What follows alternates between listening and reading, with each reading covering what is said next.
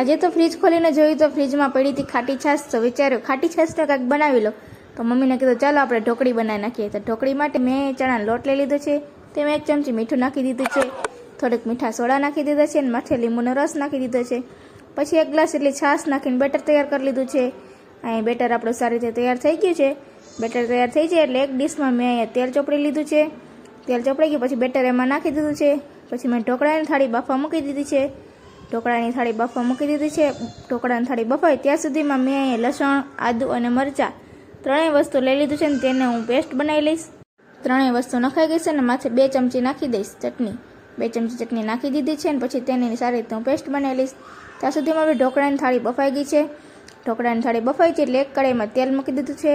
તેલ ગરમ થાય એટલે તેમાં રાઈ, લીમડો, અડધી ચમચી હિંગ, અડધી ચમચી હળદર નાખીને જે આપણે ચણાના લોટનું બેટર પડ્યું હતું એ મેં નાખી દીધું છે. અહીંયા બધી વસ્તુ નખાઈ છે એટલે આપણે લસણ, આદુ, મરચાંની જે પેસ્ટ કરી હતી તે એમાં એડ કરી દીધી છે. બધી વસ્તુ ચડી જાય એટલે મેં 1 ગ્લાસ એટલી છાશ નાખી દીધી છે.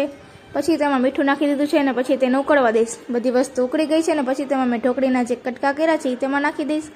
ઢોકળીના કટકા નાખી દીધા છે. પછી ઢોકળીને સારી રીતે થોડીક વાર ઉકળવા દઈશ. તો તૈયાર છે આપણી ઢોકળી. આપણી ઢોકળી તૈયાર થઈ ગઈ છે અને માથેથી ધાણાભાજી સર્વ કરી દઈશ. ધાણાભાજી સર્વ થઈ ગઈ છે. રેસીપી ગમે તો લાઇક, શેર અને સબસ્ક્રાઈબ કરી દેજો. ચાલો મળીએ આપણે નેક્સ્ટ વિડીયોમાં.